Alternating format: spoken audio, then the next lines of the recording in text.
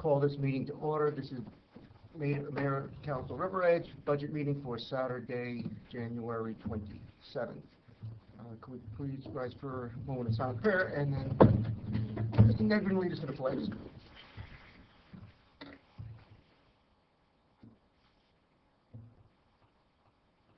Thanks, Luke. Yes.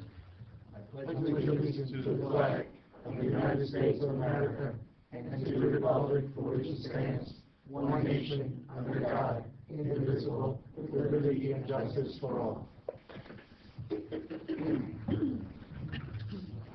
Adequate notice of this meeting has been provided by posting on the bulletin board in Borough Hall, by email to the Ridgewood News, the Record, and by submission to all persons entitled to same as provided by law of a schedule including the date and time of this meeting.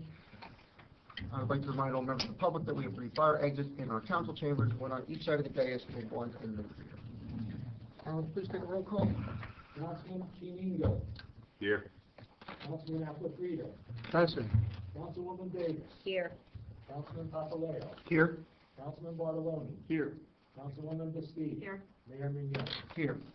And just for the record, I note that Mr. Barbary, Ms. Esposito, and Mr. Krautheim are here representing the Citizens Budget Committee. Alan, I guess, are we going to start? Thank you, Mayor. If we go to the red book, we'll show you some new correspondence and take you through the position summary. We left off on item number 22, so we're looking at correspondence number 23. Cliffside Body Corporation. This was submitted by John Lynch. He had repaired to one of the spreaders for snow removal, emergency repair, so it's close to $5,000. Speaking with the mayor this past week, you'll see on the log we made a change in one of the budgets to accommodate this request for additional funds in this repair. Going to page 24. This is a request from the fire chief to continue his program for tablets. You remember last year we bought several tablets for the fire department. Unfortunately, he has left this off of his capital request. And at this time, he's asking if we can add this to his capital request, which I did, and you'll see that on the lot. That's 24. 25 is a spreadsheet which we provide to the mayor and council each year. So they can have an understanding as to whether we meet the minimum library cleaning requirement that the state imposes on us. This is a horizontal spreadsheet, correspondence number 25 of your correspondence. We are required to provide 1/3 of a mill support for the library every year. That's, if you want to think of it as 33 cents on every $1,000 of equalized assessed valuation, that's what it comes down to. In the lower left-hand corner, you'll see a current information sheet, or state information sheet. The state calculates the 1/3 of the mill for us. This year for 2017, it's $566,758.35. And then I put together this spreadsheet, which includes the salary and wages, Social Security, any health plan contributions or waivers of health plans, pension costs, any other expenses, and then a grand total of those expenses for 2017. The total this year is $762,011.80. The lower right-hand corner, I calculate the difference between that number and the information sheet number. So we are supporting the library beyond the 1/3 of the mill with an additional $195,253.45 at this point in time. In addition, I've also indicated that utilities and maintenance are not part of this calculation. Those numbers are in the lower left corner of this spreadsheet. So that's where we are, Mayor, with the 1/3 of the mill requirement. We have met the state requirement as far as where we stand with this budget at this time. The last piece of correspondence, 26, was requested by Councilman Bartoloni. This is a listing of all our trust fund reserves. It's my pencil draft copy at this point in time. This is a sheet out of the annual financial statement, so we'll make it a little bit prettier for the presentation to the state and to the financial community. But this is a listing of all the trust accounts that you have and their current balances as of 12/31/16.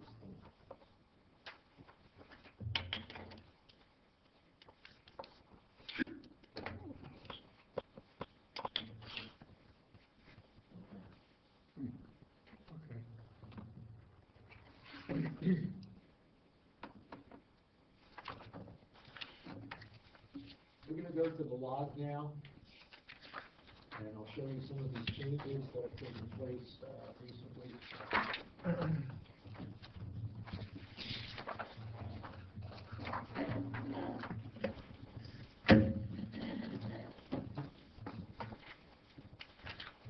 Look up on the screen. I have it up on the screen. I've got a copy of this in your condition summary. So if you need to take notes or get some information, then you can do that as well. The mayor, if you remember, we left off on item number 56, and the mayor asked me to negotiate against myself with the recommendation of revenue. And you did an excellent job, I have to say, Alan. Well, I'm glad you're over that, Alan. it was painful, but made these concessions.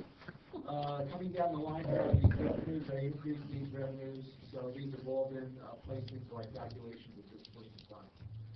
Then we have the next item, number 66, is adding the $2,500 for the fire chief for the additional tablets. That change is on the list as well. We also changed, Councilwoman Davis asked about the farmer's market appropriation, and we sent her an email back basically indicating that the amount of revenue that we took in last year has been split between the salaries and other expenses, and then I moved the appropriation from my account to the health department account. $1,905 is available for the farmer's market under expenses, and that will be the budget. The cost center that will have the farmer's market will be the health department. Revenue, we received our cable TV checks. We get two. The revenue is down a little bit this year. I'm not quite sure why at this point, but we had to reduce our revenue in that particular category by $1,175. I adjusted the group insurance plan for the recommendation by the personnel subcommittee, so we were able to reduce the health budget by $31,000. Then for vehicle maintenance, this $5,000 emergency repair. The DPW, we reduced the salt and sand line by $5,000. I had a typo here. That's why it's not coming up to the 5,000. I've got 4,920, but I'll change that by the next time we meet. It'll be $5,000 increase here, and we increase the vehicle maintenance line $5,000 to take care of that vehicle repair. This was with a meeting with the mayor. I went back to construction, looked at the senior citizens program in the past. We had an additional $2,000 in that line just in case we did not receive a community development block grant for senior activities. We have received that grant, so we can take this $2,000 out. There's still another $9,000 in this budget for programs and things that they might want to do. There's sufficient funds there for them to carry off whatever they want to do this year. We also increased our request to CDBG for funding, so a future grant, you might see an increase there. Capital Improvement Fund, I applied $20,000 of capital surplus for the project, which reduces the Capital Improvement Fund, so that reduction is there. And then I went back and looked at the amount we had for the school tax levy. I had kept it flat from last year, and that's really not realistic at this point in time, so I increased all those levies 2%. We still have to hear from the school, as to what their tax levy will look like, but at this point in time, I wanted to be a little conservative. They increased the levies 2%, which resulted in a new, reserved non-collected tax figure of $537,000. This is a number, I might as well explain this a little bit, this is a number that we must put in our budget to have a full collection of taxes. Our four revenues, surplus, revenues anticipated, delinquent taxes, and property taxes. The property taxes we anticipate a 100% collection. We all know that's not realistic, so the state has us do this calculation to estimate the amount of delinquent taxpayers and place this into our budget, forcing the tax levy up to compensate for those that will not pay on time. This is necessary because we must pay our school taxes, we must pay the county taxes, we must pay the county open space taxes. So we have that burden. So this is why we have to include this. This does not get spent on any operating services or programs. This is a journal entry that I make as soon as the budget's adopted. It's as if it were spent right away, but we cannot transfer from it, we can't spend from it. But it's mandated by the state that we include it. Then the next item, I was able to find some additional funds to support the hook lift request. So on the capital schedule, I did reduce that request from $190,000 down to $150,000, which resulted in a decrease in the down payment line of $2,120. So Mayor, these are all of the changes that we made since the last time we met. We'll go to the position summary, the listing of all of the accounts. If you go to page 3, you'll see our difference now between the adopted budget and the requested budget is $229,762, an increase of 1.5%. Wait, Ellen, you said that's page 3? Page 3. Page 3 of the... It's 5, yes, page 5. I have them numbered. So we're looking at a 1.5% increase on the budget.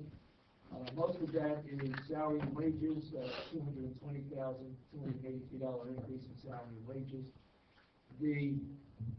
This line, we have a 2% increase for the non-contractuals. The Department of Public Works is 2%, and the police, I believe, have 1.75%. But there are other step increases, longevity increases, there are other things other than cost of living that drive this salary and wages, and that's why it's up at 3.48%. In addition, the other expenses are down slightly, 0.5%. On the revenue, nothing new to report here except for the cable TV line, which is down here, the next page 6, which is following along in the book. I'm sorry, that's incorrect. Let's see, where did I go to the cap calculation next. Let's talk about the cap calculation on page 6. This is our cap calculation. I explained this last week. We're not going to go through the definition, but where are we right now with this particular budget? If we're at the 5% increase level, we're going to be over the cap budget by $199,000.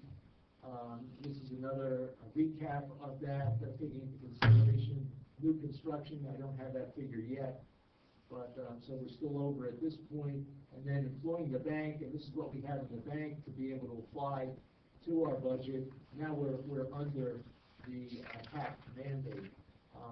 Obviously, we introduced the ordinance to the 3.5%, so you're going to be fine at this point in time in terms of meeting the cap, and you'll also have some money in the future for the bank that is necessary.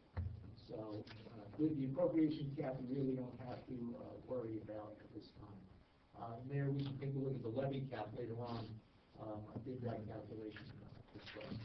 To get back to the revenue, like I said, the only thing to do to report here is this cable television fee, which is down slightly over last year. We're at 156,960.20 as opposed to 158,135. This is the tax rate calculation on page 8 of your handout.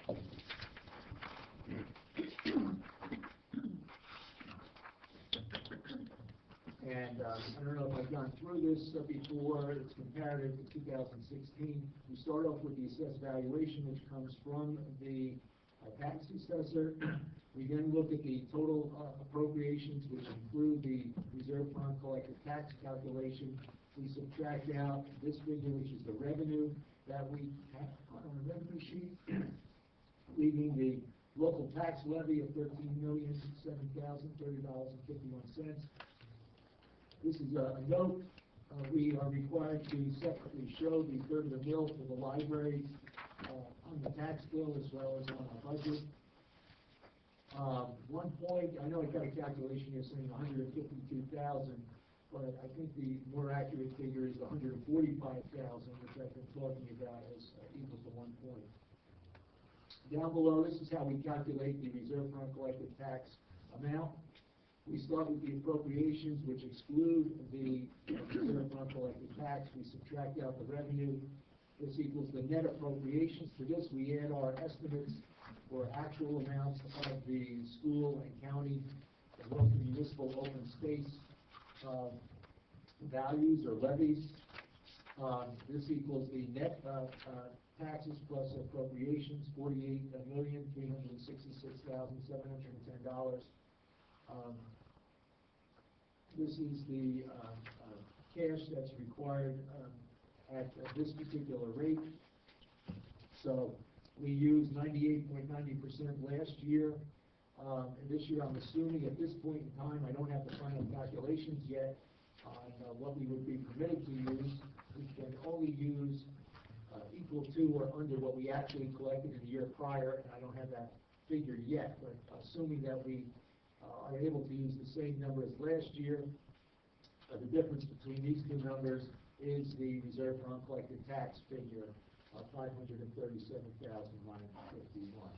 So the real rut is a function not only of our own taxes, but also what's going on in the schools as well, and the county. Going to the homeowner right now, on our typical home of $385,000, we're at $84. $84. I have the scale here, if you're interested. You can look down the scale for the value of any home that you so desire. Where's that page? Page 11. Page 11? Yes, I believe that's on page 11.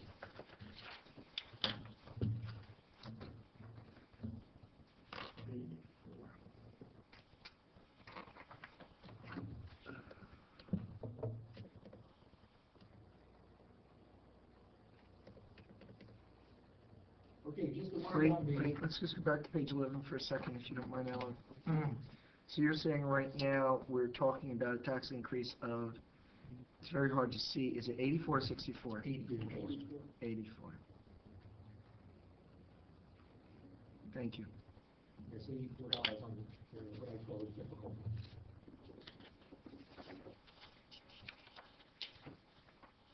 Mayor, if I could just go to the other cap that we have to deal with.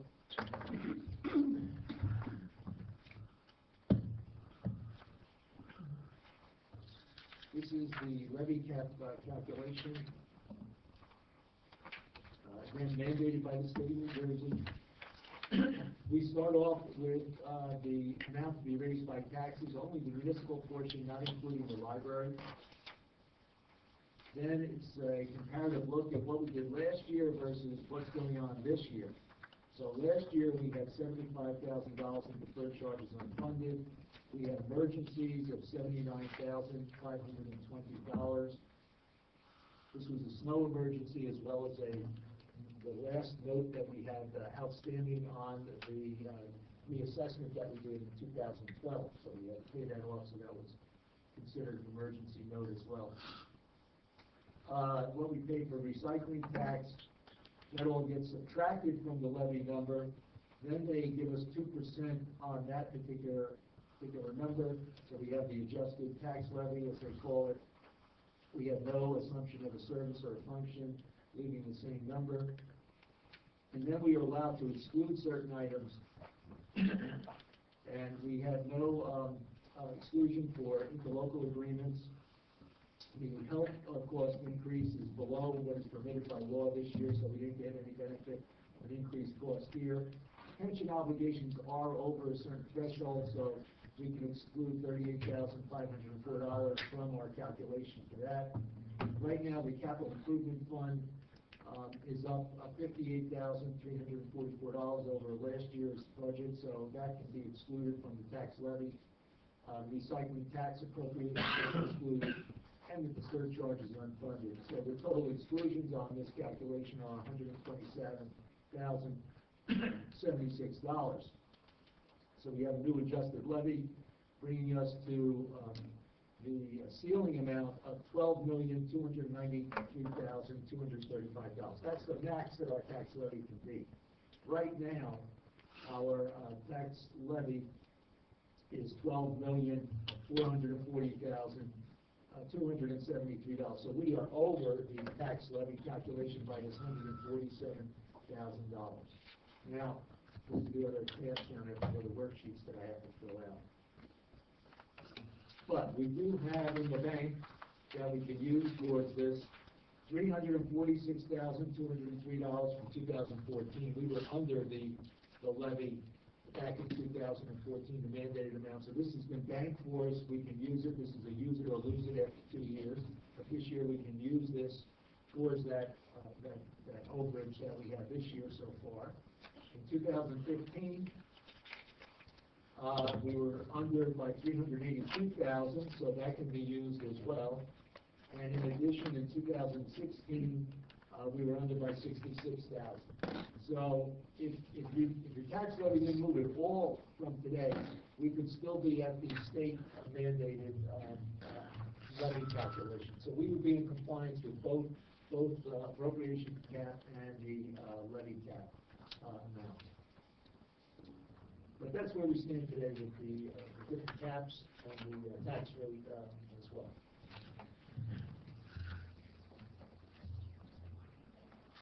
Mayor, I did put up on the board a couple of outstanding items that we still have to resolve.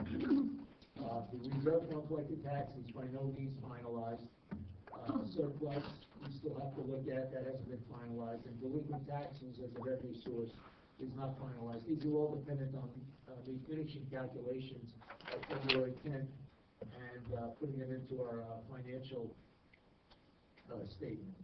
Before you pass on those, the RUT is going to be what it is, so really we have no flexibility on that number, depending on the tax collection rate. That's going to be minor. Surplus will not change in the amount we're using as revenue. Delinquent taxes, what do you have in there now versus, do you have that number on the revenue sheet? I have that number over here. Last year we had 225, I have it up to 245. But again, I have to see what the... But we collected 245. No, this year, what was revealed, 242.62, is that what? 252. 245 over here. We were 225 last year.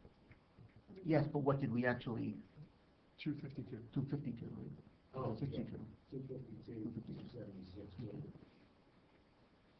So unless there was a flurry of last minute, that number's not going to budge that much, if anything, either. Probably not, probably not. If you could probably raise it 5,000. That would be about it. That's not going to be enough to do much on the overall budget. I guess I'm saying as far as our revenue side, we're pretty much set. So any changes we make have to go on the appropriation side, with the exception of the things we still need to talk about. Still have the BCUA bill out there. I know that there's personnel last time they met, another look at the police overtime. I put the library down because they do have an extra $10,000 over their operating expenses which they indicate is for their strategic plan. A couple of years ago, they came before us and presented that strategic plan. And I know they would like to come, the board would like to come before the council and explain what their plan is. Their updated plan is there, but there is another 10,000 in that particular line, in that particular item. And then I know the library director requested changes in the hours of the library employees, which has resulted in an increase in the library salary and wage line beyond cost of living because there are additional hours in there for various services. And then, of course, capital. Now, these are just some things that are on my checklist at this point in time. You may have others. I also wanted to look at the DPW overtime. In the overtime, we kept at the same level there. I have an explanation of the question you asked about the funding that is available, so I can go over that with you by yourself as a personnel subcommittee. And I also have an analysis of the court salaries that you had a question on. So I have responses on both of those questions. May I interrupt for a second? We had a question about police overtime. Is that question, do we have an answer to that? Do you want to talk about that in personnel, or do you want to talk about that here? No, I can talk publicly. The chief has given us his rationale. I haven't distributed those. Yeah, no, I'm not going to get into the details of it, but because I'm talking from a policy perspective, that every year there always, and this is not to be glib, there's always extenuating circumstances which affect overtime that we don't predict, whether it's somebody who's going to be out longer term or things of that nature. Part of the reason of bringing the complement up to 25 officers that we had talked about for a number of years was to control the overtime. The chief is of the opinion that the level of overtime that we've been budgeting was artificially low, or I shouldn't say artificially low, not realistic, is probably a better way to explain it. Which was the number he gave us year after year? No, we had lowered it a couple years ago. The former mayor had, we lowered it. I still think there's room to go back towards that original number. That's my personal feeling. Mine too. And his point is that he does his best to control the overtime, which I believe is true. Certain things he can't control, things like X days and sometimes sick time and things like that. So those are issues that are beyond his control most of the time. And on the flip side, if we lower the number and he accrues the overtime anyway, it still needs to be paid, which means Alan has to find it somewhere else in the budget, or we have emergency appropriation. But from a public policy standpoint, I think we should be trying to keep the numbers as minimal as possible for all the departments. And you know, if there are extenuating circumstances, and that maybe we need that pressure up here then to get those emergencies and then make some other priorities going into the next budget year, rather than reacting to it now. So he came in and said next year, you know, there's $100,000 extra overtime. Instead of finding extra money in the budget that was not used or not needed, maybe we should do it that way. Okay. So I think that, you know, there's room to lower that budget by $20,000 to $25,000 right now. Alan, can I see his, the chief's memo? I would hope that we'd all be getting that. I need to distribute it to the mayor and council.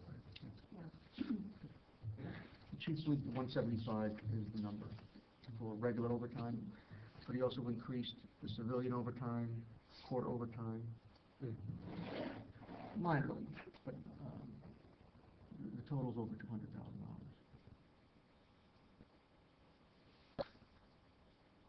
Can I ask a question on, back on library? Sure. I'm getting like Al with his fields, I'll be like that at the community center. There's money, he said that they asked for strategic planning. Would we do that knowing that we're talking about? His strategic plan You know where doesn't we're affect going? facilities.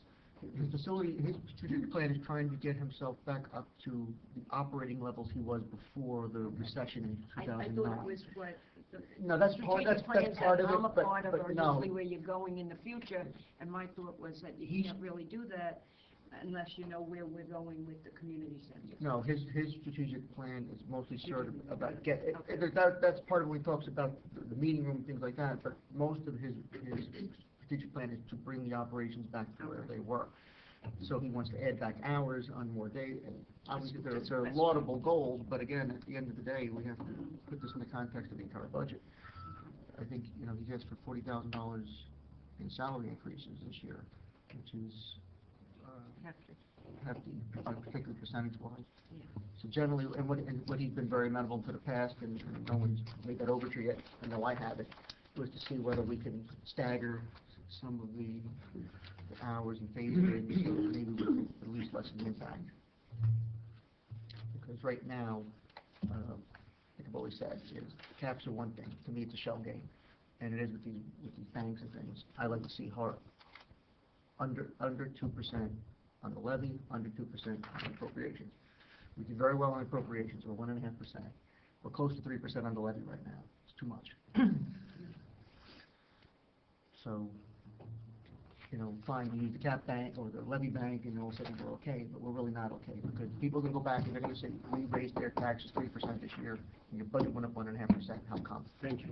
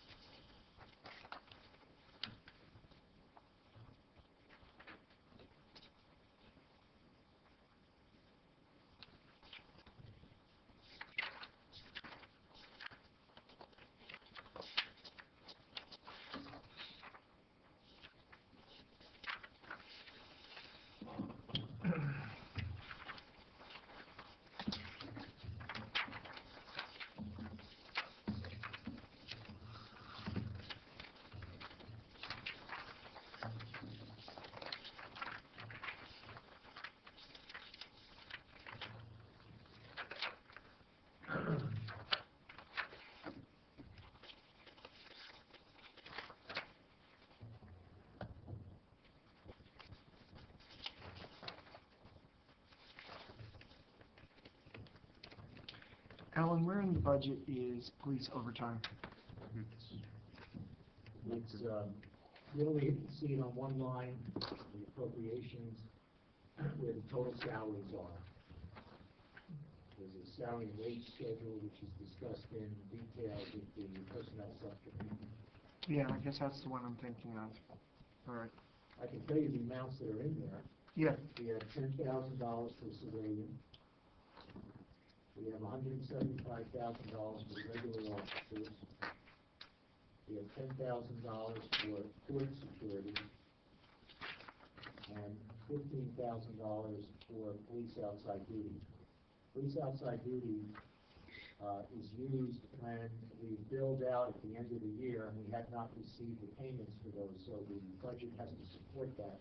And then you get the revenue coming in the following year from those bills. But I have to pay that overtime on a monthly basis, so that $15,000 is in there. But that comes back to you the following year. Alan, help me understand this. Why do I remember a number of 300,000?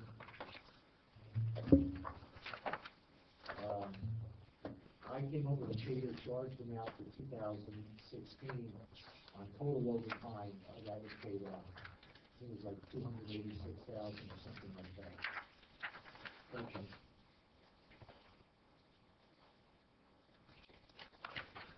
Does the total payout include what we'll get back when we talk about PSE&G and other services? Or has it been adjusted for No, I that? don't believe that included police outside duty. I think that was just, No, because he did not include that on his list, so he wouldn't have. Okay. But yes, your number was correct. It What's it? was paid charge was 290 something thousand. Yeah. If an officer's injured on the job and they're out, do they get paid an injury leave time, or do they go move immediately to workers' comp, or is there a balance? they get their regular salary. For how many days? Is it contractual? How many days? Is it a limit? It depends on what workers' comp, comes up with, but, we receive a check for the workers' comp, and then it becomes a reduction in our expenses. Okay, so we're not, if we have a situation where an officer is out for 30 days, let's say, injured on the job, are they getting their regular paycheck, or are they getting paid by workers' comp? And are No, we they paying get- they double, get- like sick no. time plus? Now, they get their regular paycheck, we get the workers' comp check. We To reduce offset. our expenses in the budget, Okay, but what happens there, the impact on us there is, since you have minimum manning, right. then, somebody has to be called in on overtime to make sure. that That's we my meet that. point. That's my point. Okay.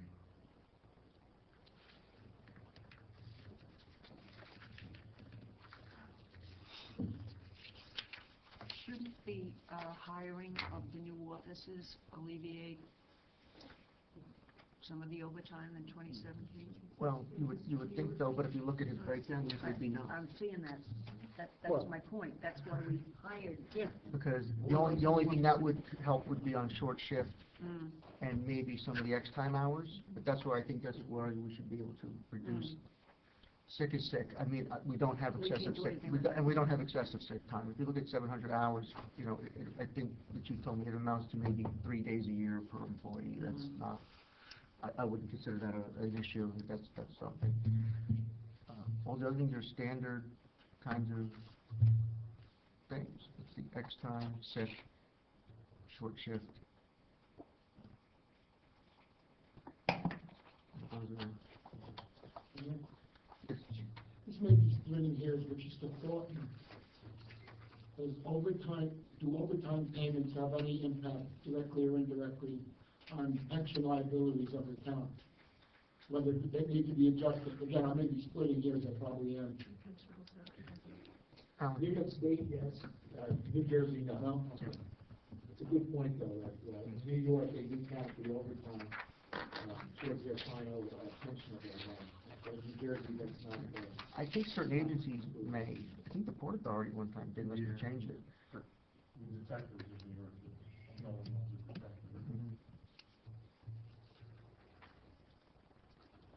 But like I said, I had told the chief I was gonna recommend that kind of reduction. He wasn't pleased, obviously, but he said he'd do his best to comply, and I said that it would be something that I would think that we should be looking back,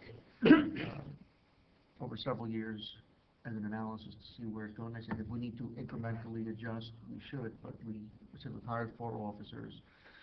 We know we can't control if somebody has a longer-term injury. We understand those kind of things. But, I Did think, we hire new dispatchers too, part-time, this past We- year? well, yeah, I think we have 5 part-time dispatchers Yeah, and 1 right, in full-time addition dispatcher, to so we have a full complement. So right now, the budget reflects 175,000 for overtime? no, it was 175 plus the 10 for civilian plus the 10 for court. And, 15 for the police outside. yeah, so another But the 200 But the police is 175. patrol Is 175. operating is 175. So Mayor, you recommending a change to the overall, because we're already at regular for 175? I would just reduce the police salary line by 20 or 25,000, that you can allocate it however you want to allocate it. Whatever's left. He doesn't have to take it out of one side. His total pot is and this is one thing you told me before, the reason we didn't see something, I believe, on the civilian side was that he had it lumped in with something else, and now he's trying to wants to break it out. So that's why it was, shown, or that's why the increase was there. But, and I said, and this is not, everyone knows I have full confidence, and I've always thought the chief does a very good job at managing the department, and does his best to control the overtime. And there were years in the past where, you know, we were several hundreds of thousands of dollars in overtime, 300 plus sometimes. And not his fault. We've had 2 officers off, we were below complement, and he was getting those guys to jump through hoops to try to keep everything going and keep the costs as manageable as he could. So this is not against him, it's not against the department. It's just, I think, it's a public policy, and the fact that we made the commitment to hire more officers, we should try to see a commensurate reduction in the overall overtime. Because if frankly, if somebody said you can hire 4 officers and the overtime was still only 175, I don't know if people would have said that's a strong argument to hire 4 officers. It wouldn't have been. No. We would not have done it. Unless, you know, he was coming to the overtime would have been $400,000, but that was never presented that way. No, it wasn't. So, I think, you know, with traffic bureau back up, full complement, I think with younger officers, with the lower overtime rates, you know, maybe, there's some room for, improvement. I mean, so what was your recommendation? I'd say 20. 20? 20. Would you say 20? I thought you said 25. 20, 25. I would, the chief, to him is irrelevant, but I'd say, you know, I would try 20, but I want to go into the DPW also. So it's almost like a package thing, because I think this tax levy needs to be brought below 2%. So what's the impact if we lower 20,000? On taxes. No. What's the impact on the department? What is the practical impact of doing it? There's no real impact. Yeah. I mean, if there's overtime, there's overtime. It becomes a problem that Alan has to figure out later in the year if he has to reallocate money from one line to another, or we have an emergency expenditure. I mean, that's what. Okay, that's what I said. To me, that if that's real, then we should not be. It should be an emergency, and then we should have to think about how that impacts next year's budget and make priorities based on next year's budget. We just can't keep adding. You know, you're looking at even on the O&E, it creeps up a little every year, and we never go back and reassess whether all those increases are necessary to be continued. Sometimes we get these requests, oh, this is a 1-year increase, $3,000 or $4,000. Mm-hmm. We never go back and check, well, did they need that same $3,000 or $4,000 they had last year? Now they've got another $4,000 or $5,000 this year.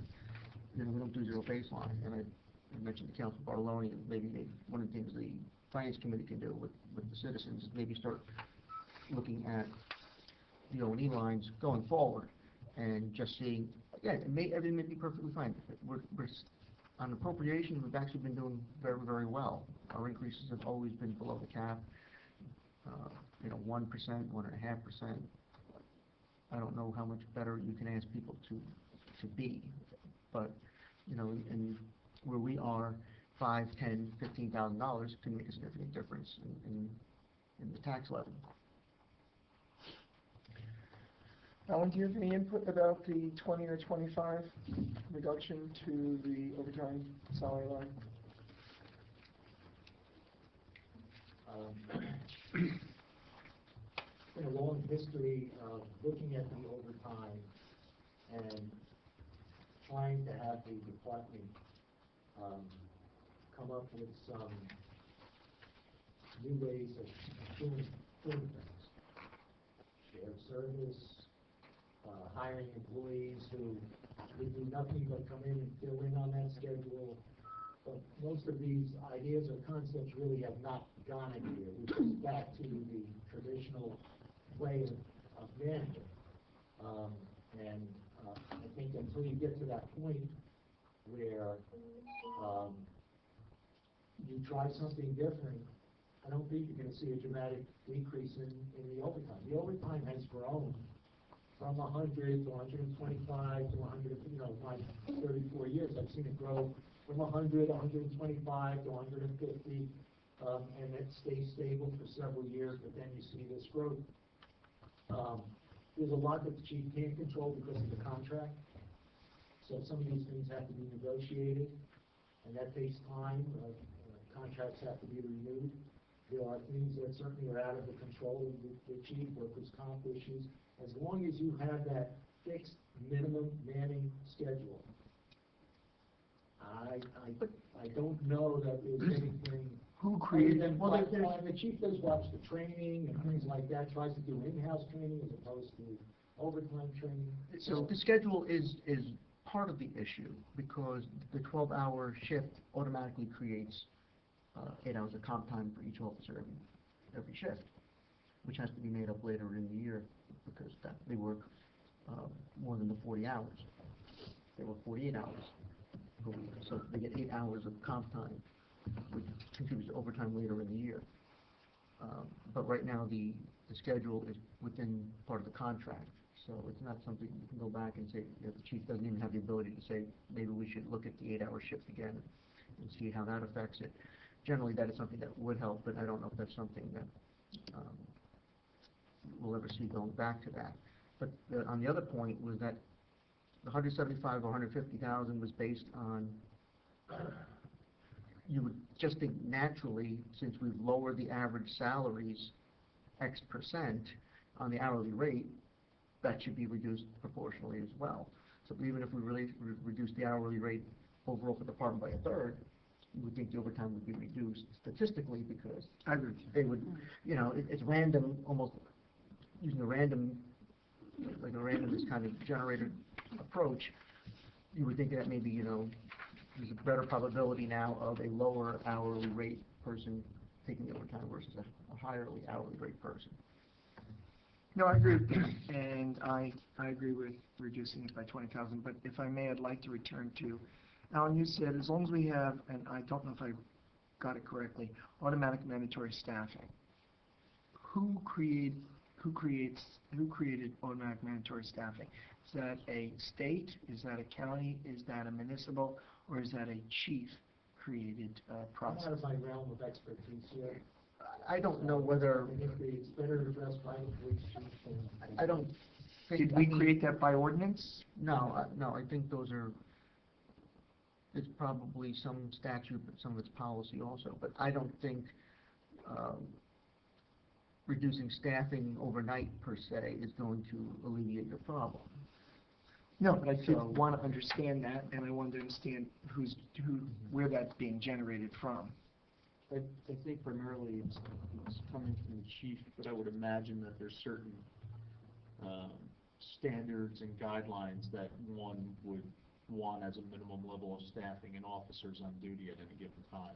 Yeah, I'm not opposed to that, I'm just trying to understand. And that's why we have, the 4-man squads, and so if one's missing, we have 3, and then, it goes from there.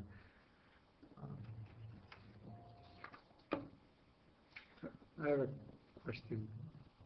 The overtime breakdown that's presented on this sheet, this is based on 2016? So this is based on a certain number of officers. Correct. We hired another 4 officers toward the end of 2016. So for me, it's reasonable to expect that the overtime will come down quite a bit. Because then, why did I hire the 4 officers for? I agree. Well, but I'm looking at, if you look at the list, the only 2 lines which enhanced manpower could potentially help you would be X time and short shift. All these, unless some of these were created by not having full complements. Oh, that's like my the point there. patrol incidents, but I don't know whether that's. There is my point, because if you're operating with 20% less of fewer officers than you should. And now all of a sudden you have, I'm saying, I'm making that up, that 20% is the four short officers. And now all of a sudden you have that 20%. Well, to me, as a resident, it's a reasonable expectation that your overtime will have to come down. But can I make you the argument, I'll be devil's advocate, but now mandated training may go up, not over time, because there are more But people. anyone can always make devil's advocate Yes. comments. Oh, I know, I'm just, We're trying to cut at the expenditure level. So why 25? Why not 50,000? well, because I'm trying to look at the numbers where I think we will see the But reduction. but the X factor is the additional 4 Yes. police officers that we really don't know how they will impact the overtime until the end of this year. Because then we'll have an overtime breakdown based on a full complement of police officers. So we're shooting in the dark. You want to go 25, we'll go 25. I would go 50. Let him figure out. Well, I would not go lower than what we've been doing in the past, because But you we've don't been wanna- doing it with a reduced officers complement. Correct. Now we have a full officer complement. So I think we could be a little bit more bold on that point of view. And I want to see somebody argue that point. You have 4 extra bodies now. Let me see how you're going to use these people. That's all. I would ask that if the council's in agreement, that the chief give us a memo explaining automatic mandatory staffing, whether this is, what state laws are applicable, and how that impacts overtime. Just so I can understand it for no other reason, because we're making decisions based on this, and I'm wondering, is this a standard practice throughout the state, throughout the county? Is this a best practice? Is this something, what state laws control this? So I have a basic understanding of why we are where we are, especially as Councilman Aquafreda said, and I agree with that. We increased it. We now have more officers, 4 new officers, and we were sold on this idea based on by the chief to a great extent, in my opinion, that overtime would come down, and it appears overtime not only isn't coming down, but if the mayor is right, overtime can come down. So I would like to have, so that when a resident asks a question, I can answer it, because I don't understand this still.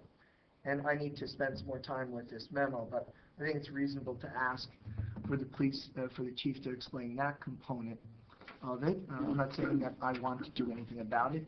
I'm just saying I would like to be able to understand it as an elected official, and I don't at this time. It seems like the answers that have been offered so far are conjecture. And, you know, if this is something that is state law, then I'd like to be able to say, well, this is state law. You know, so I would ask that the chief address the issue of automatic mandatory staffing as, you know, as a legal issue, as a public safety issue, as a staffing issue, so that I have some ability to speak about this with some confidence. As for dropping it, I would be okay with the 25, and I agree with Councilman Aquafreda that maybe we need to be bold, but at this time, I know that that would put Alan in a difficult spot. So I would make a motion to reduce. Just before you finish, because he does make the point on the court overtime that some of the excess was due to the short staffing. So he said each squad's operating short staffing, overtime is necessary for virtually every session. So you would hope to see an improvement, at least on the court overtime side, which was $15,000. So, Can I ask on Councilman Barone? Just because there was a lot there that you said, so just to go over it. I mean, there's two separate issues. Right now, we're debating an accounting issue. Yeah. It's either, do you put it in your budget now, or do you have it, see how it plays out and have an emergency appropriation later that gets forwarded to next year. I mean, that was kind of the trick that the furloughs created back in like 2011. It was a budgeting gimmick. You furloughed, but then you made it up with overtime, and then it hit the back end on an emergency appropriation the next year, but you got a legal budget. That's what we're dealing with right now. It's just it's an accounting position. I'd like to adjust that what you've done, because Well, I mean, it's well, I wonder really- if there's also another part to it. Is it implicit consent? And I think that goes to what the mayor was talking about. Are we basically saying that we're giving implicit consent, that things go up on a regular basis, and we never go back and review it, or we never ask for a better justification? I have to read this whole thing, but I would think with 4 officers, we should be able to do, we should be able to bring overtime down. I think that's Councilman Alfreda's point, that's my point, I believe that's the mayor's point, I'm not sure, I don't want to speak for the mayor, but, and if we don't, at least occasionally, on an accounting level, say, well, listen, you know, this is an expectation, we want you to try to live within it, then we're implicitly consenting to an ever-rising, overtime. I think that's the other side of the I mean, argument. your second point, and obviously for educational purposes, if you want to have the chief come in and explain how he mans the department and how he allocates. No, not how, but is it mandatory? Is it a public safety issue? What laws are governing and controlling it? Sure. The only thing I would suggest, though, is I don't know how public you want him to say how he staffs the department, when he staffs the department, how he deploys them. That may not be the best thing. That, hey, this is how many officers we have out there, and this is where I position them. Yeah, but I'm not asking for him to come in. I asked for a memo. Well, the memo would be public as well. Well, So then, that's why. Are you saying closed session? Well, I would want a recommendation from our borough attorney before we ask him for any type of written document to that extent. And I but- think the chief would certainly sit down with you personally if you wanted him to Yeah, explain. maybe that would be. But then I would be getting that information. Nobody else. Well, I don't know if anybody else. I know how he's asked, and I know. Yeah, but I'm not asking about how he's. Well, but I also know the asking- whys, you know, from being the. But I'd also like to know what laws are controlling this. And I think that maybe we want Matt Giacobbe to explain that to us, or one of our attorneys. Because I think that we should be able to talk about that intelligently, because I think our borough administrator has brought that up as, you know, one of the areas that he said, you know, as long as we have mandatory automatic staffing. Well, do we have to have mandatory automatic staffing? If the answer is yes, then we should be able to explain that. And I think if you need him to do that for you, you should have that. I mean, I'm not gonna be the one to do it, but in terms of, yes, we should see, with the officers we brought on, there should be there was a staffing shortage, we had officers leave, we've replaced them. So 2017 should see a difference, theoretically. I mean, obviously, there's contingencies, we don't know, you know, who knows what happens, and so I think that 25,000 number is probably, we should see that. We don't, you know, you don't know. But I think that would be a safe number. And I mean, I haven't seen the math. I don't know what's the actual average salary in the department. I mean, has it come down? It has. Okay. It has, but. Because there's some people go up, you have some, you know. Well, but you still, as we replace, you know, most of, you know, half the department is. I mean, they maxed 5 out. or 6 years or under, they're not at their max yet. Yeah. And the But top half on is the flip maxed out. side, and that'll be something I'll bring to the personnel subcommittee, is that I don't want to wait till December to look at 2018 salaries. I think we should be, Alan has a spreadsheet. When he's done with the year-end stuff, maybe towards the summertime, we can calculate the steps and things going into next year, so we know where that, because particularly with the police, you know, that's the one that has the heaviest pressure on our budget and salary. It's the biggest biggest thing, 3 million plus. And if that keeps going up at a couple $100,000 a year, we all know, we've been here all long enough. 2% is a couple $100,000. That's our hard caps. And that's where we should be, within a hard cap. Right now, we're at, what was the number, 225 over? You know, because it's 1.5 on the appropriations, but I said we're at 2.6 on the levy. I mean, this year's budget, obviously, for the police is also incorporating that, the jumping of a step is really hitting the budget this year, obviously. So That's true, but we also the steps are a limit, so Yeah. it's gonna continue. Yes, I mean, I it think this continues. will be the worst impact this year, Yeah. but it's going to continue. But I said, and I hope you didn't take this way, I'm not criticizing the way the chief runs the bar. I'm not saying there's unnecessary overtime. I'm not saying that at all. I'm just saying is that, and I think the chief does try, and he's, there's times where he tries to get, these are very minimal numbers, and I'm sure some of these things could have been higher, things like special events, things like that, where we also probably either get a comp time or don't even show up because they do it as community service. So I know, some officers do that, and but I think as a whole,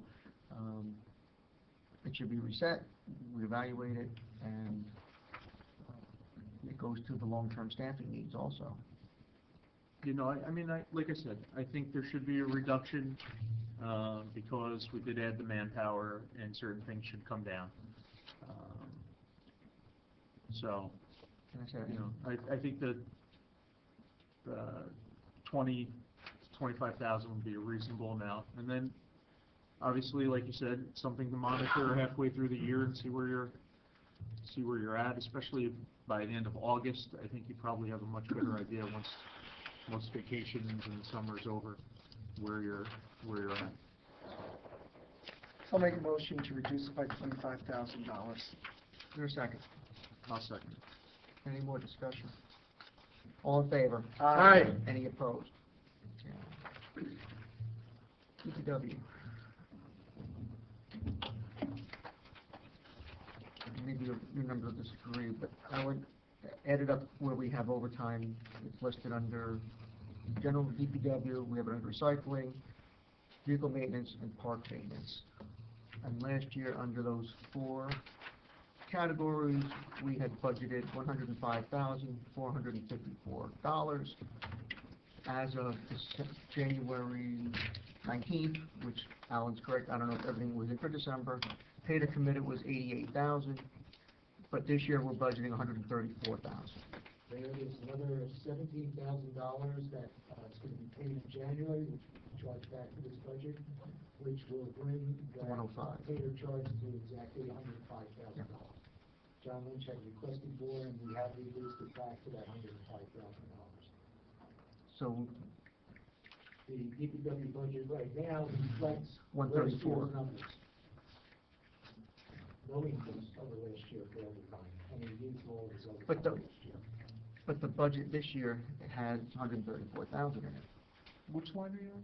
I'm going through the individual lines. Yeah, I You know. have to go back to you have to go to the budget one, not in the, it's mixed into the different totals. Gotcha.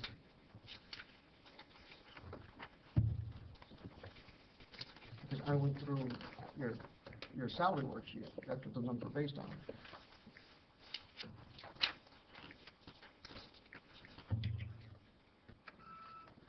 You're right in there on the log, got item number 27. Personnel Subcommittee recommends return OT to prior year's level. We reduced it $28,556 back to his last year's numbers. So, salary schedule, which was initially presented, had that increase. Changed it now on the appropriations, on the current position summary. So he's back to last year's number. Okay. So,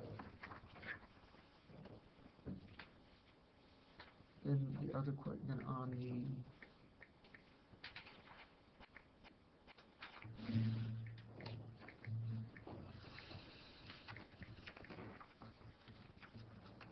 on the regular time.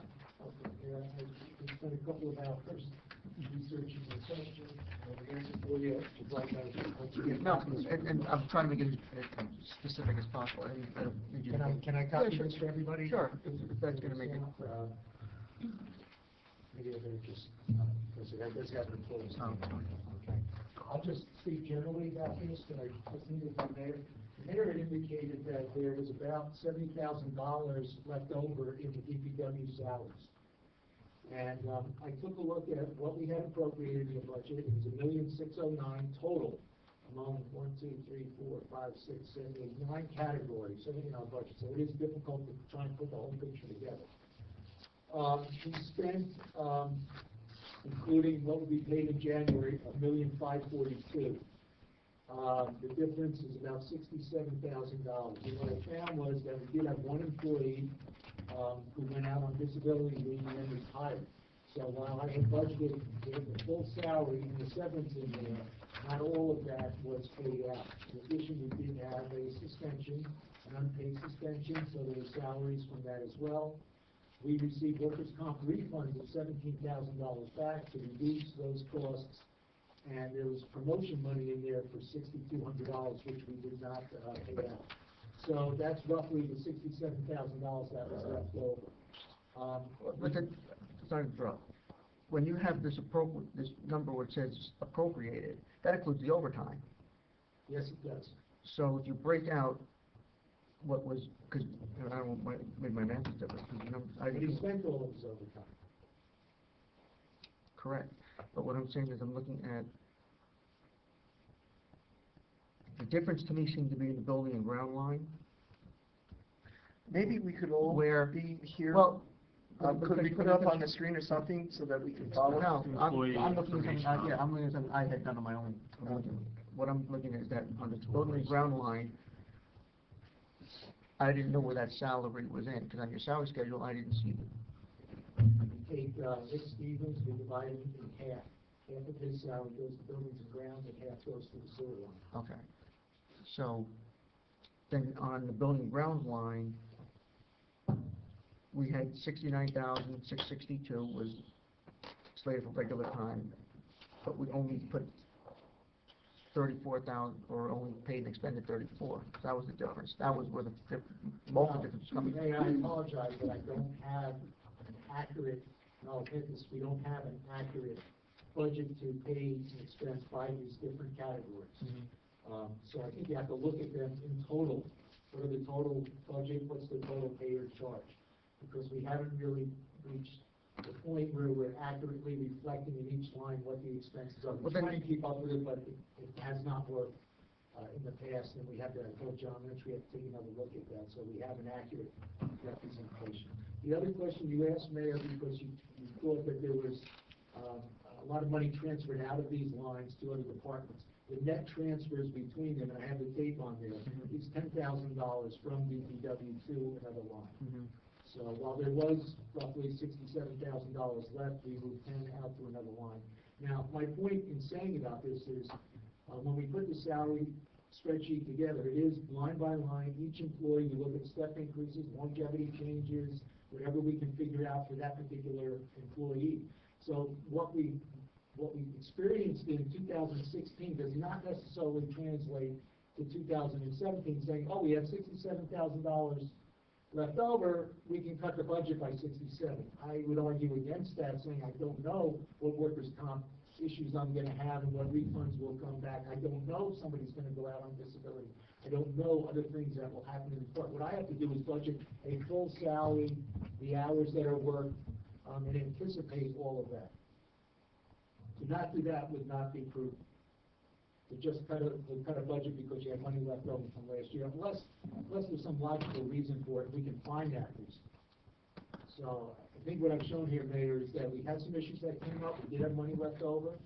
That money will eventually flow into the next year's budget, and then it goes to surplus. You get it back eventually after one additional year. So.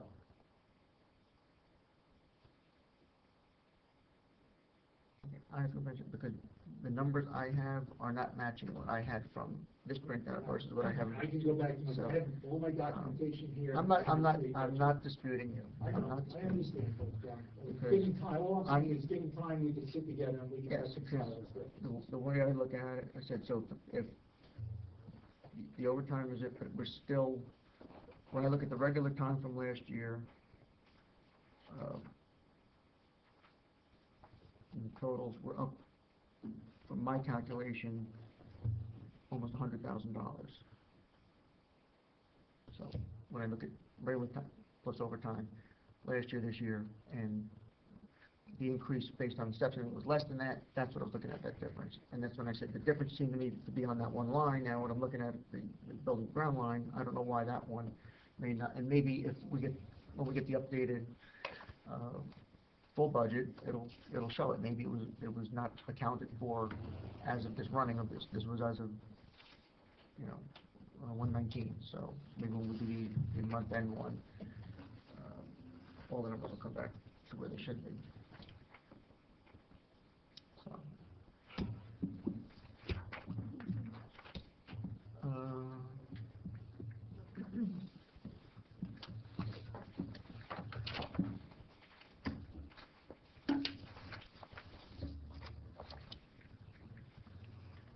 so with 25,000. So Alan, go back to your position summary.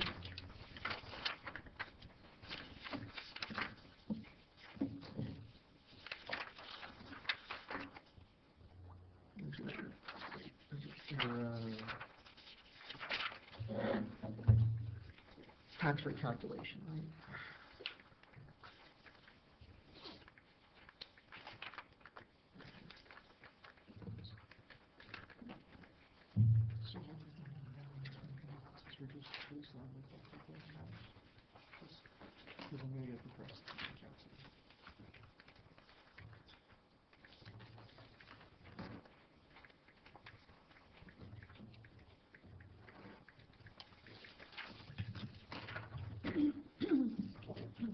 So our levy now, instead of being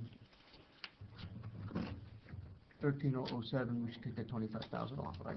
Basically. Yeah. Okay. It's gonna be So 1290. $2 off the rate, $4 or $5 off.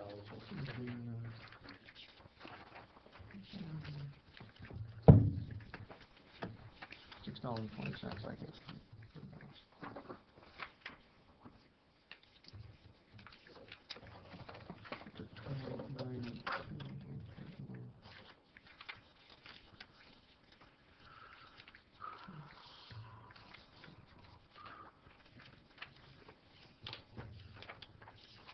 How many more hours a week is Dara looking to be open? Somebody know? I don't know. It's in the books. He's got a mix of, each employee, this one's up, this one's down, so I just meant But this is, he's not operational asking hours. the library hours is employee hours, it's not translating into additional operating hours, or It is is. it? It is, yeah.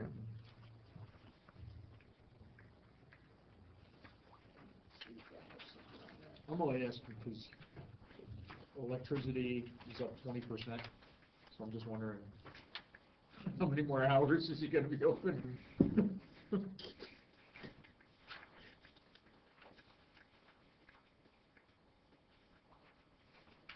the water's up 51%. Yeah, but see, but I wouldn't lower those because now that we're talking about putting sprinklers in Cherry Hill again, and the money we pay for that farm, I mean, that's $15,000 in water there. You gotta stop watering everything. $1,132, 1,132 hours among 1, 2, 3, 4, 5, 6, 7, 8, 9, about 10 employees. So on an average, No, I was just curious, like, what I was asking was, like, when, is he opening up 2 more hours on a Monday night, or, something like that, but that's what I was trying to get to.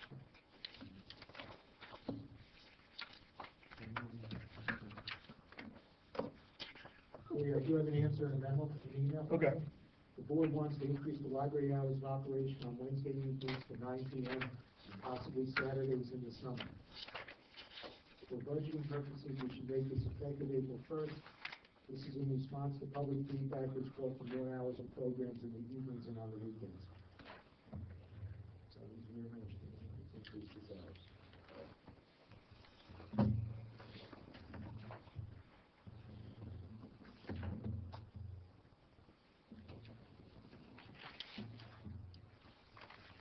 I don't know where else to look. This is our biggest increase in number of years. This is still one of our biggest increases in taxes in a number of years. Are we talking about the DPW or are we talking No, about just general? overall. Overall. General.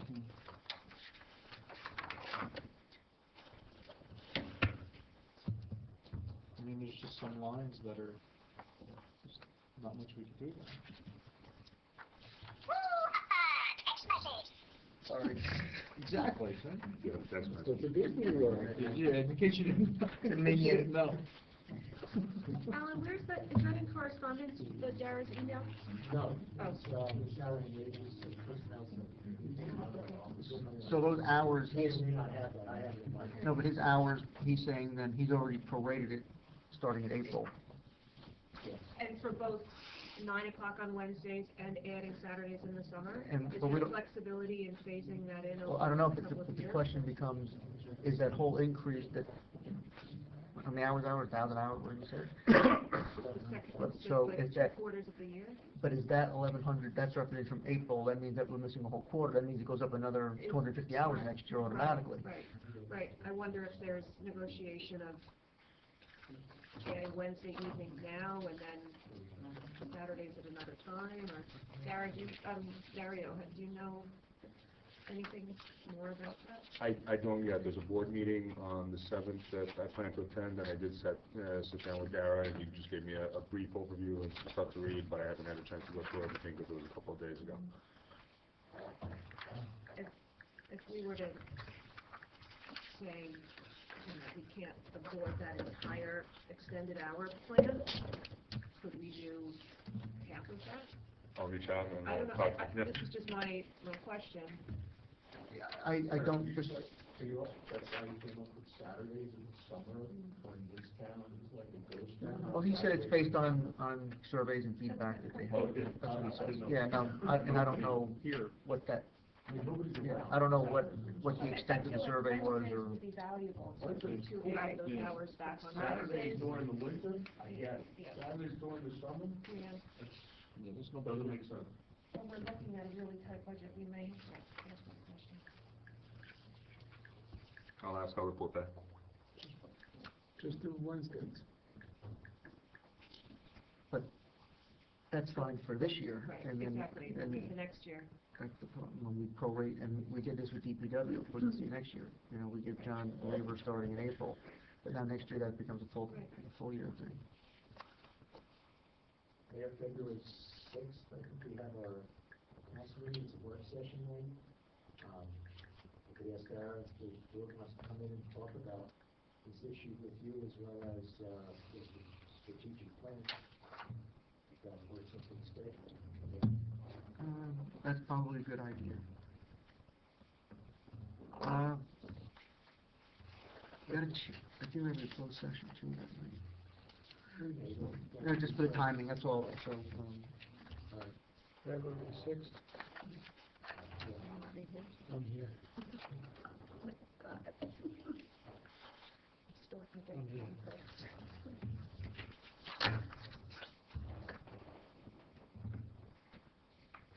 Are there sprinklers at the library?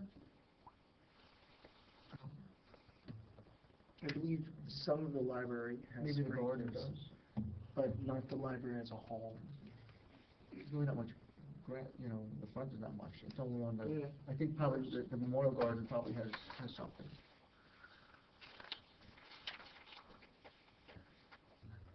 At the 6th, Alan, we should have the citizens come too, because I don't anticipate having a meeting next Saturday. So you'll be able to update us, would you be ready to tell us about the other, the rut and surplus and on the sixth, or is it still gonna be too early? I won't have my financials done, so it won't be an absolute But proof. it'll I be- will- Yeah, but it'll it'll be- be pretty good. And can we put a little pressure on BCUA? I could send it, Because I'm thinking I'm hoping we might get another 20,000 back on that one, from what our estimate is.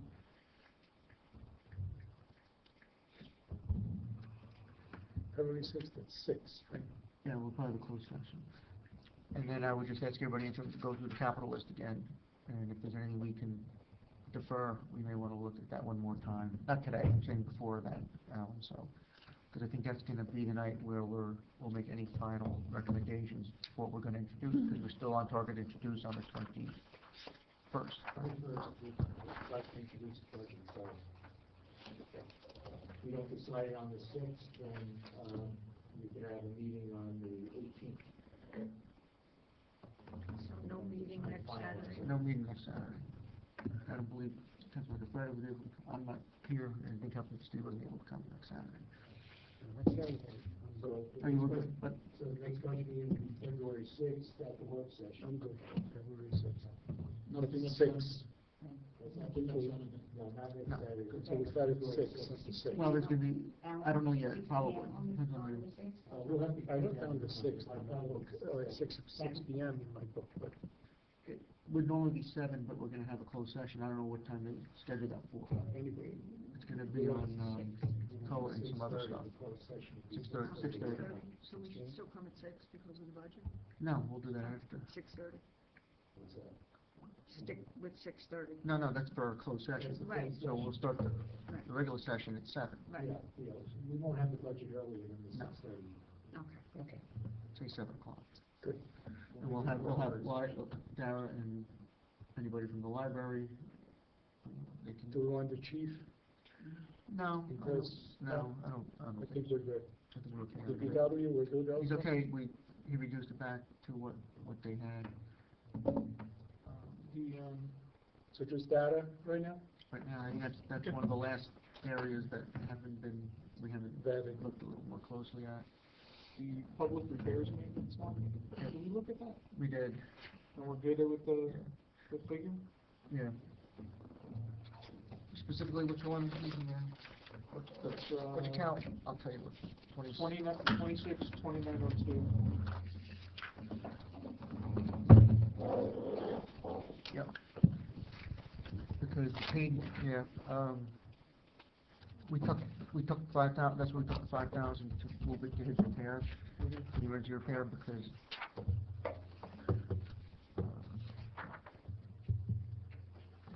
we paid a committed 95 anyway, and then we're taking 5 out, and he had a little bit extra in there, that's the salt and sand is in that line also. The public repairs maintenance? Yeah. It's basically, it's made up of traffic signs, building drains, salt and sand, road patching, general maintenance, calcium chloride, and the annual testing that's required on our oil tanks. But the sheet has, we paid, last year we paid or committed was 84,708, and we budgeted 84,826. No, we modified the budget to 95 to add $10,000 in sand and salt last year. Because it's not on. No, but I'm looking at the budget. Okay, so it's not here, that's Yeah, what I'm no, that's why we have to look at all the, yeah. So we actually paid for the 95, that's, Can I ask a question on the salaries, wages for the parks, 28, 3751? Are we allocating more people? towards That was a- parks? You think a portion of the- I didn't get into the detail, but for whatever reason, his overtime line, so I said the way the budget's set up with the DPW, it's under 5 or 6 different accounts. So when I was talking about overtime and everything, in the aggregate, generally they had 2,000 broken out for the parks, but last year they put 18,000 in overtime on the parks, and I don't know whether, but at the end of the day, the aggregate was still the same, so that's why I didn't want to see an increase unless we knew why there was going to be an increase in overtime. For some reason, more manpower went to the parks. One of the problems is we haven't revised these overtime numbers, that's $2,000, which is a number maybe from 10 years ago, that we just keep popping in there because John looks at it at an aggregate sense, and we do need to, as I said before, we need to make that adjustment so that it's much more accurate in terms of. Well, it'll be more work for you next year, but I think, in terms of when we get to present, we need to sort of like aggregate DPW together on maybe a separate table so we can see how it tracks. That's really the only one where we have that issue. The police, the overtime is all in one place, even for the sub-line, so it's not a matter of doing it, but with the DPW, it gets a little confusing. Yeah. And again, sometimes, I don't want to say it's arbitrary, but to Al's point, it is almost arbitrary sometimes, the way it's split out, and that's why I look at it as the aggregate, because most of our overtime for DPW obviously goes for snow or, bad weather, or leaf collection. That's the bulk of the overtime. Yeah, I'm just saying, if somebody saw that 181, they would think like, wait a minute, the only person we know in the rec department that gets paid is. Yes. If you think they're individual, we all know, right? Now you're going, wait a minute, that's what that person makes? No, because, well, the rec salary is under a rec salary line, so that's a different line for recreation director salaries. This is just for the, Right, I yes, mean, this is for total people, this is public, right? So This is for the parks. Somebody's making a lot of money. which line are you looking at, Jim? 28, 3751.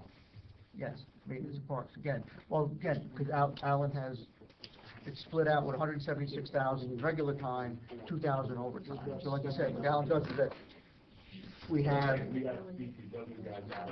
yes, and I said that one's, the 176 regular. That's why I said, that's why I'm asking for next, really, we need a separate schedule in the aggregate, because to your point, it looks like we have, Certain people are making a lot of money. well, it depends how you want to interpret it, but that's, No, I don't want to get that far. no, and no, that's why when I said I'm looking at it in the aggregate, that's why I do it that way. Like you said about looking around, how one person's salary was split half between this line and half between that line. That's why it's harder for us or the general public to see, because, and not to pick on the library, but they keep saying, they're 1% of our budget. They're 1% of our budget when you consider the 1/3 of the mill. They're not 1/3 of our budget when you add what we do over the mill, plus what we're paying for maintaining a building and expenses. So, let's go for truth in budgeting, which I've been saying since I've been up here. What's the true cost for each service we provide? And it's not, I'm not trying to say we're trying to dilute it or to hide it, it's just an accounting way you do it. But at the end of the day, you have to show what the real numbers are. What are the true costs for the DPW? What are the true costs for the police? What are the true costs for the library and everything else? And you can make the policy decisions going forward if you think the value is there as a taxpayer or as an elected official, that you can go back to the taxpayer and say, yes, we want you to pay more money for these things because you want them. Or conversely, you're the public, say to us, you know what, maybe we should be not doing this or changing something else. So, it's a challenge, I mean, not that I'm this, by virtue of experience being anything better, but, I'm only up here this is my 7th budget. I'm the most senior one up here, and then Tom's next, you're behind, and then, Al's got, Vito the same amount, so we're, it's, and we've struggled since the day Al and I first walked in the door in 2010, the end of 2010, trying to keep this, from getting completely out of control. And, I hate to say, as a group, we make it look easy, because we've actually had some, I think, very good controls on the budget. I think, you look at 1.5% increase in appropriations is admirable to keep it to that. And, and I said, this is, from the tax increase, we've had ranges from, I think, a low of maybe $25, $23, to maybe $50 last couple of years. So this one is going to be a little bit more so far. But it's more about me. I'm not necessarily thinking year to year, but I'm looking at long term, and we want to get to a sustainable budget below inflation you know, as much as we'd like to see it go down, I don't see it necessarily going down. If the financial position continues to get good and we get better on the surplus and we can return some of that money, but that's always going to be predicated, at least from my thinking, of keeping everything else under control. It's not going to be like days past that we're going to use a third of the surplus now and raise the budget a third. That's what we got. That's how we got to the problem we were in 2008, 2009, and that's why, you know, the slow creeps of the O&E. We have salary pressures, and then the debt. That's why you know we keep talking about the same things over and over again, because it's and Alan knows it doesn't just because things look better one given year doesn't mean it's going to stay that way or make it any easier going forward. So that's the challenge, and I think we all struggle with that every year up here. That's why, you know, I've been on the budget probably as long as you've been using a year before you. You know, the issue is always having you guys make sure you're getting the message out, right? And we've done that with the tax program, has a better description of what we've done to reflect all the work you guys have done, you know, inclusive of Rookie over there. But potentially to get that word out, because it is, at least I'll speak on my behalf, can't really speak on theirs, but you know, I go to parties and town things and people want to talk about stuff, and it's like, okay, you're paying, you know, average homeowner might be $2,500 for the bill of his taxes that comes out of you guys for all of these services, right? Right now, you know, they're under this budget. The typical house, as Alan calls it, is paying around $3,300. Okay, That's maybe what is a $11,000 tax bill. So, you know, for $275 a month, which some people pay more for their television and their cable TV than they pay for their municipal services. But And tying that back to this, that's why the more you can break those things out, the better you have left people saying, well, you only give us X dollars for today. Well, you didn't add in the electric, the lights, the building, and you need to make that known to those people, so that number reflects the accurate number. if people People at the dinner parties. people tend to want to think in concrete terms, you know, why do we have 25 police officers? Why do we have 15 DPW trucks? And they don't understand how the operations work, and that gets to be a little nuanced.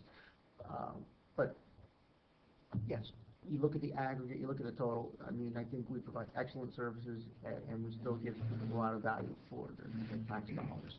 It doesn't have to say there's not always room for improvement, but, you know, it's a challenge, and it can get bad quickly. Well, the attendance helps too from the general public. Yeah. And you know what? I get emails, you know, from different residents complaining about taxes or whatever. And I give them my standard spiel about how it works and what our total valuation is, and, you know, why people, and I had one person who, you know, demanded why his taxes didn't go down 20% because of Huffman Coos. And the general public doesn't even have the framework to understand how all that works. And I said, for your dinner party crowds, to remind people, our valuation, total properties in town is $1.4 billion or something like that. And if to decrease your taxes by 10%, all things being equal, you need to raise your valuation by 10%, which is $140 million in new rateables. Huffman Coos, in, you know, round numbers, before it was demolished, it was assessed at about $10 million. The old CVS building was 1.1, say $12 million. The new building is only assessed at 14.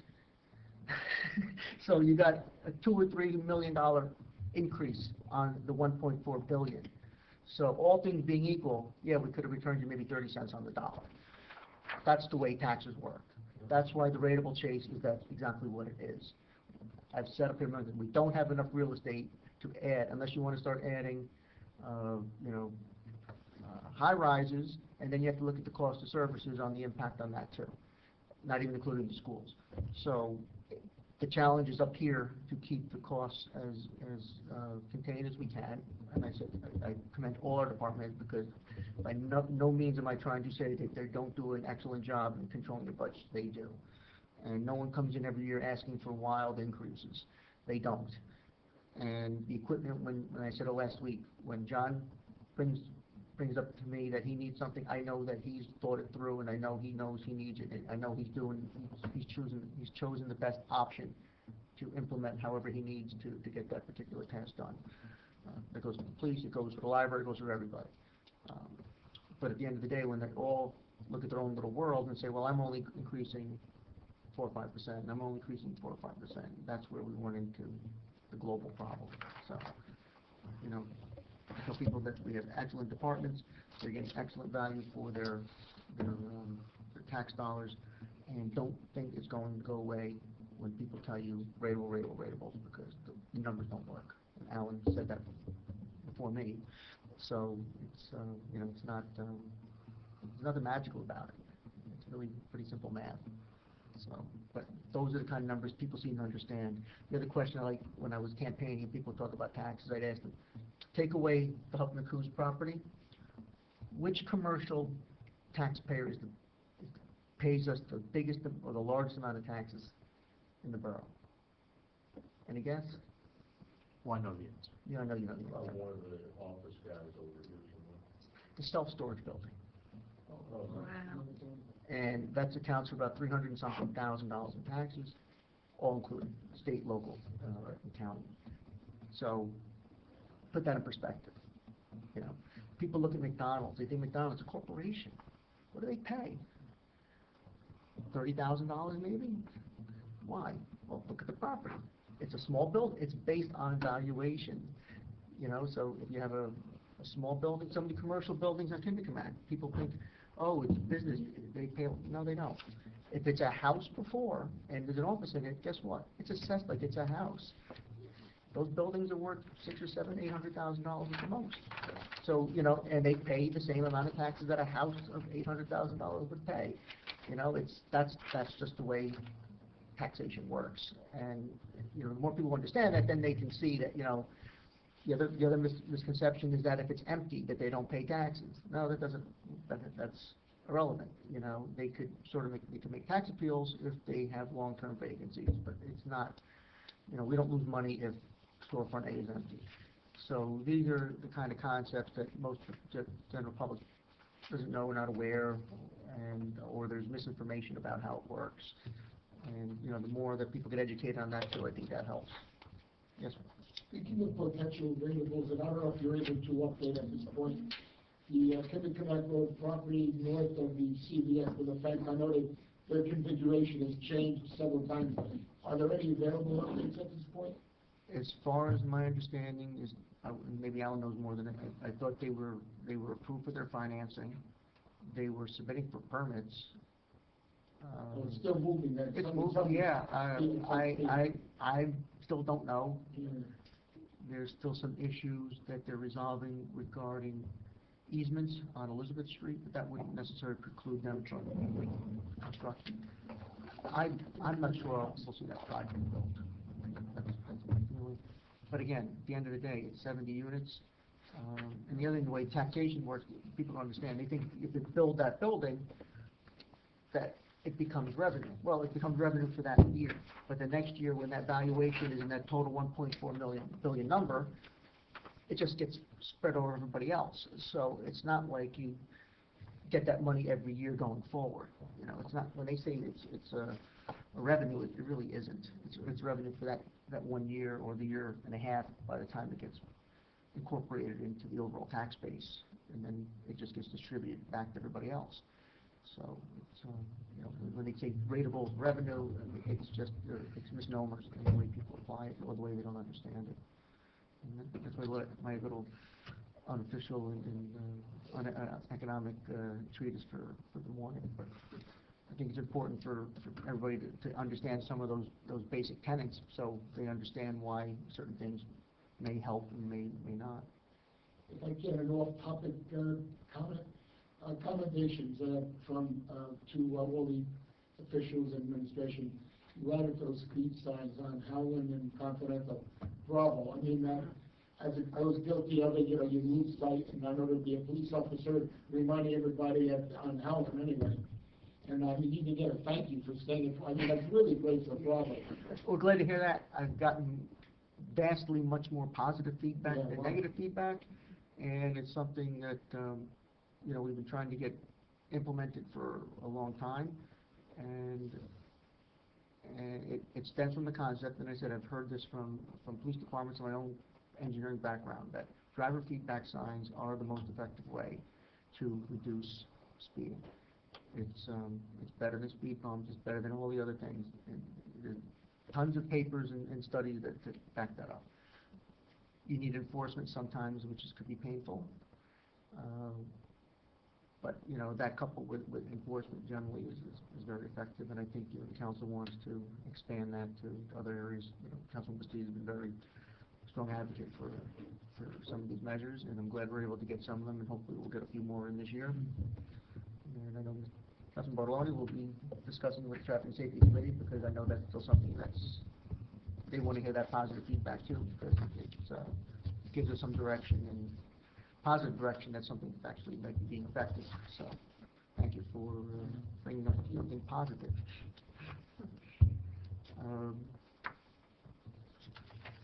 Okay, so Alan, can give us an update on, we didn't really change much today, but whatever position summary changes next time, just email it to everybody. We're close to finishing out the introducement. Numbers change after that point, but we will have met the state statutory requirements by introducing on the 21st.